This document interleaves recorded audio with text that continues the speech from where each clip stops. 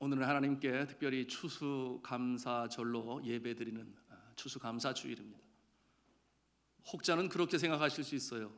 나는 농사를 짓지 않는데, 거둘 추수가 없는데 그래도 추수감사주일을 드려야 하나, 이렇게 생각하실 분이 있겠습니다. 그렇게 생각하실 수 있겠죠. 이와 같은 분들은 이렇게 생각하시면 되겠습니다. 농부에게는 하나님께서 때를 따라 적절한 햇볕을 주시고 비를 주셔서 논밭에 오곡백과를 있게 하시니 그것으로 인하여 감사하고, 그리고 저나 여러분과 같은 도시에서 살아가는, 직장에서 또는 사업을 운영하시면서 일을 하시는 분들은 하나님께서 우리에게 건강을 주시니 아침에 일어날 수 있는 건강을 주셔서 감사하고, 그런가 하면은 그 일을 통해 주님께서는 재화의 복을 주시니 일용할 필요한 물품들을 구입하는데 우리가 주님 앞에 감사하고, 그런가 하면은 또한 이처럼 이 추수감사 주일에 두 발로 주님 전에 걸어 나올 수 있으므로 하나님께 감사할 수 있는 성도로 만드시니 감사하시면 됩니다. 그렇게 감사하실 때 하나님께서는 그 믿음을 어여삐 보시고 더 크신 은혜와 축복으로 함께 하시는 하나님이신 줄로 믿습니다. 오늘 우리가 함께 읽은 시편 107편은 영국의 청교도들은 뭐라고 부르는가? 순례자의 시로 부르며 아주 애송하며 읽었던 시편 107편입니다. 기독교 신앙의 자유를 찾아서 수많은 위험과 고통 가운데 대서양을 건너서 저 플리머스에 도착한 그들의 삶이 오늘 시편 107편의 내용과 크게 다르지 않기 때문에 저들이 그 마음에 담고 주님께 감사와 찬송을 드리는 내용이 오늘 107편의 시편입니다. 시편 107편의 배경은 이러합니다. 이스라엘 백성들이 하나님께 순종하지 않아요. 하나님을 떠났습니다. 자신의 마음대로 행할 때에 하나님께서는 그러면 안 돼, 그러면 안 돼, 정신 차려야 돼. 하나님께서 저들을 바벨론의 포로로 잡혀가게 하셨습니다. 그때서야 비로소 자신들의 잘못을 깨달은 이스라엘 백성들은 바벨론의 그 그발 강가에서 떠나온 고향을 그리워합니다. 성전에서 예배 드리던 그 시간을 그리워합니다. 그래서 그들은 그발 강가에서 울었다 그랬습니다. 하나님, 우리가 잘못했습니다. 용서해 주시옵소서. 저들이 진정으로 주님 앞에 회개하고 눈물로 울부짖을 때에 우리 하나님께서는 저들을 긍휼히 여기시고 다시금 안으시고 다시금 용서하셔서 불쌍히 여기셔서 70년 만에 포로된 자의 삶을 해서 자유를 주시고 다시금 이스라엘 땅으로 돌아오게 하십니다. 그때 저들이 감격과 감사에 젖게 됩니다. 우리 하나님은 인자하신 하나님이시구나. 우리가 잘못했더라도 주님 앞에 간절히 회개하고 용서를 구하면 다시금 우리를 안아주시는 하나님이시구나. 그 같은 감격을 가지고 불렀던 찬송이 바로 오늘 시편 107편 찬송인 것입니다. 우리 모두 그와 같은 감사의 마음으로 6절과 7절 말씀을 함께 읽었으면 좋겠습니다. 같이 읽겠습니다. 시작. 이에 그들이 근심 중에 여호와께 부르짖음에 그들의 고통에서 건지시고 또 바른 길로 인도하사 거주할 성읍에 이르게 하셨도다. 아멘. 사랑하는 성도 여러분, 우리 하나님은 이처럼 간절히 근심 중에 기도하며 하나님께서는 우리를 건지시고 자유케 하시며 주님의 보호하심으로 우리를 새롭게 세우시는 하나님이신 줄로 믿으시기를 바랍니다. 오늘 말씀에 있는 것처럼 거처를 허락하시지요. 그래서 편히 쉴 것, 편히 잘 수 있는 우리 육신의 거처를 허락하실 뿐만 아니라 우리의 영혼의 안식처까지도 주님의 품으로 내어주셔서 우리를 편안하게 하시는 분이 우리 하나님이신 줄로 믿습니다. 그러니 이스라엘 백성들이 감사로 찬송을 불러요. 우리도 그와 같은 마음을 가지고 1절 말씀 같이 한 음성으로 크게 읽었으면 좋겠습니다. 시작. 여호와께 감사하라. 그는 선하시며 그 인자하심이 영원하심이로다. 아멘. 사랑하는 성도 여러분, 우리 기독교에서 이 감사가 빼어지면 남는 게 없습니다. 십자가의 사랑, 그리고 그 사랑에 대한 감사, 이것이 우리 크리스찬의 원동력이 되어 이 세상의 빛과 소금의 모습으로 살아가는 것인데요, 여러분이 감사가 없으면 그야말로 남는 것이 없어요. 오늘 이 시간 우리가 예배를 드리는 것은 감사의 표현인 것입니다. 감사로 주님 앞에 나가는 것이 예배인 것이에요. 성경에는 수도 없이 감사하라, 감사하라, 심지어는 범사에 감사하라, 아플 때에도 슬플 때에도 기쁠 때에도 주님 앞에 감사하라, 그렇게 명령하고 계십니다. 왜 그렇게 감사하라고 했을까요? 여러분, 다른 종교의 경전에는 그와 같은 모습이 많잖아요. 그런데 유독 성경에는 감사하라, 감사하라, 감사하라. 왜냐하면 감사에는 능력이 있기 때문에, 신비한 능력이 감사에 있기 때문에 그렇게 감사하라고 명하시는 것입니다. 여러분, 생각해 보십시오. 감사를 서로 주고받습니다. 감사를 받는 자가 당연히 기쁘고 감사하죠. 감사를 주는 자는 또한 마찬가지로 감사함을 갖습니다. 왜 그렇습니까? 진정으로 감사한 마음이 있다면 나의 모든 것을 주어도 갚을 길이 없겠네. 그래서 감사로 나아가게 되니, 감사하는 모습은 서로가 좋은 것입니다. 주는 자나 받는 자나, 감사를 받는 자나 드리는 자나, 그 가운데는 어떠한 일이 시작됩니까? 깊은 관계가 시작되는 거예요. 서로 섬기고 받고 주고 받을 때 깊은 관계로 성장하듯이, 우리가 하나님 아버지 앞에 감사하며 나아갈 때, 특별히 어렵고 힘들 때에도 감사하며 나갈 때, 하나님께서는 그 모습을 어여삐 보시고 이제는 우리를 다시금 세워주시는 역사가 나타나게 되니, 우리는 더더욱 깊은 하나님의 사랑과 은혜를 체험하게 되는 것입니다. 우리의 믿음이 점점 더 깊어지는 것입니다. 그러므로 최종적인 크리스찬의 가장 아름다운 모습은 무엇이냐? 어떠한 역경, 환난, 심지어 사망의 음침한 골짜기로 다닐지라도 그 마음에 감사가 그치지 않은 존재, 하나님이 가장 기뻐하시는 하나님의 성도인 줄로 믿습니다. 어제 새벽에도 자녀와 함께하는 새벽 기도회 시간에 말씀으로 잠깐 나누었습니다마는, 자녀들을 키울 때에 감사한 것이 다른 것이 아닙니다. 가장으로서 무거운 책임을 가지고 일터로 가지요. 열심히 땀을 흘리고 수고하고 그에 대한 보수를 받고, 그럴 때에 왜 그렇게 열심히 일하겠습니까? 자녀들을 잘 키우기 위해서, 기왕이면 좋은 환경을 만들어주기 위해서.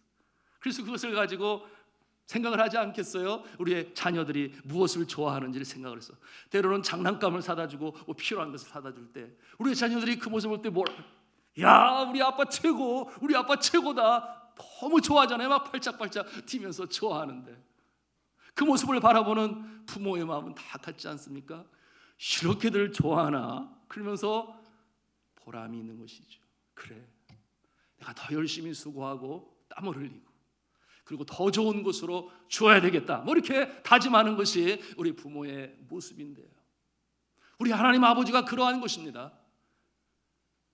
우리가 어려울 때, 힘들 때, 감사로 나갈 때, 하나님께서는 우리 부모의 마음처럼 내가 더 많은 것으로 너에게 주리라, 이렇게 응답하시고 축복하시는 하나님이신 줄로 믿으시기를 바랍니다. 자, 사랑하는 성도 여러분, 우리 하나님의 그 마음, 여러분이 감사가 우리 인생에 무엇인가 굉장히 중요하죠. 감사에 대한 명언이 너무나 많아요. 인도의 시성인 타고르는 이런 표현을 했습니다. 감사의 분량이 곧 행복의 분량이다. 한번 잘 생각해 보십시오. 감사의 분량이 곧 행복의 분량이다. 감사하는 자의 마음에 평강이 있습니다. 감사하는 자의 마음에 기쁨이 있어요. 그러나 감사가 없는 자, 역으로 생각하면 불평과 불만이 있는 마음에 평강이 없죠. 행복이 없어요. 그런가 하면은 빌헤름 우웰러라고 하는 사람은, 가장 행복한 사람은 많은 것을 소유한 자가 아니라 감사를 많이 가진 자가 가장 행복한 자다, 그런 말을 했어요. 비슷한 맥락에서 우리가 해석해 볼 수 있겠습니다. 왜 그렇겠습니까? 감사하는 마음은 바다와 같이 넓은 마음을 가지고 있는 것이기 때문에, 좀 더 구체적으로 성경적으로 표현을 한다면 바로 우리 예수님의 마음이시기 때문에, 우리 하나님 아버지의 마음이시기 때문에, 하나밖에 없는 독생자 아들 예수 그리스도를 주시기까지, 모든 것을 다 주시기까지 우리를 재앙에서 건지시기 위하여 끝까지 사랑하시고 골고다 언덕을 올라가신 예수 그리스도의 사랑, 바로 그와 같은 마음이, 감사하는 자의 마음이 있기 때문에 이처럼 하나님께서는 감사하는 자를 사랑하시는 것입니다. 또한 이런 말도 있어요. 감사할 조건이 있어서 감사하기보다는 내가 감사하면 감사할 조건이 생긴다. 아멘입니까? 그렇습니다. 이것이 성경이 가르쳐주는 진리의 말씀인 것이에요. 금년 한 해는 지금까지 우리나라가 많이 힘들었습니다. 정부도 사회도 사업장도 가정도 개인도 경제적으로 너무나 어려운 때를 보내고 있습니다. 견디는 것만으로도 감사하다 그러죠. 그러니 혹자는 이런 생각을 가질 수 있어요. 이렇게 힘들고 어려운데 무슨 감사냐? 하나님은 선하시다고 그러시는데 왜 이렇게 여전히 나를 힘든 가운데 내버려 두시는 걸까? 그런 생각을 가질 수 있습니다. 이와 같은 내용이 오늘 성경 말씀에 기록이 되어 있어요. 4절과 5절 말씀을 그 상황이 너무나 비슷한데 같이 읽도록 하겠습니다. 시작. 그들이 광야 사막길에서 방황하며 거주할 성읍을 찾지 못하고 줄이고 목이 말라 그들의 영혼이 그들 안에서 피곤하였도다. 이게 보통 어려운 상황이 아니죠. 바벨론 포로에서 자유함을 입었습니다. 이제는 처음 꿈에 그리던 자신의 고향으로 돌아갑니다. 근데 그 길이 너무나 멀어요. 가는 길은 광야의 길이요 사막의 길입니다. 오늘처럼 교통수단이 없어요. 한 발 한 발 걸어서 가야 되는데 그 뜨거운 태양볕에 밤이면 야수가 출몰을, 낮과 밤의 기온차가 얼마나 심합니까? 심지어는 30도의 기온차를 가지고 있으니 밤이면 너무나 추워요. 이와 같은 상황에서 저들이 이와 같은 표현을 한 것입니다. 광야 사막길에서 방황하며 거주할 성읍을 찾지 못하고 줄이고 목이 말라 그들의 영혼이 그들 안에서 피곤하였도다. 금년에 우리 교회 안에 감사하고 기쁜 일이 참 많이 있었습니다. 결혼을 해서 너무나 감사했고요. 오늘날 3포 세대, 5포 세대, N포 세대, 그러나 우리 믿음의 청년들은 상관없이 창조의 하나님이 주신 복이 있습니다. 생육하고 번성하여 땅에 충만하라. 이와 같은 일로 인해서 감사했습니다. 그런가 하면 또 정말 힘든 병으로 인해서 정말 생명의 고비마다 어려운 때가 있었으나 그럴 때마다 우리 성도들이 기도하게 되니 본인은 또 얼마나 간절히 진지하게 기도했겠어요. 하나님께서 살려주시고 생명으로 회복시켜 주셔서 감사하고, 그런가 하면 또 어느 분들은 거처를, 오늘 말씀에 있는 것처럼 거처를 마련해서 아파트를 구입해서 그래서 그 이사 신방을 하게 될 때 너무나 감사하고 감격했습니다. 그런가 하면은 죄 몸된 교회가 든든히 서가기 위해서 하나님께서는 연약하고 부족하지만 중직자들을 세우셨습니다. 장로님으로, 한수 집사님으로, 권사님으로 세우셨으니 또한 그와 같은 하나님의 그 기대와 사랑에 감사하여 더욱더 주님 앞에 나아가며 기도할 때 그 모습을 보는 제 마음이 너무나 기쁘고 감사했고요. 하나님께서는 그와 같은 모습을 통해 우리 교회에 복을 주실 것이라 확신하니 또 감사가 되었습니다. 그런데 누구나 다 그런 것은 아니었어요. 축복으로 가는 그 선상에 어려움으로 겪고 계신 분들이 지금도 주변에 있습니다. 아직까지 병이 낫지 않은 분도 있고요. 사업이 어려워서 정말 힘들어서 구조조정을 하고 직원을 줄이고 매달 적자를 메꿔 나가야 하는 그와 같은 상황도 있습니다. 주여 소속히 이때가 지나가게 하여 주옵소서. 저는 주님 앞에 간구하고 있는데요, 부서지고 깨어지는 인간관계로 인해서 그것 때문에 눈물이 되고 아픔이 되고 염려로 밤잠을 이루지 못하는 성도도 있습니다. 이와 같은 상황에서 어떻게 감사할 수 있겠습니까? 일이 결코 쉽지가 않아요. 왜 이와 같은 고통이 오는가? 고난이 오는가? 나는 그렇게 죄를 짓고 사는 것 같지도 않은데 이와 같은 의문을 가질 수 있죠.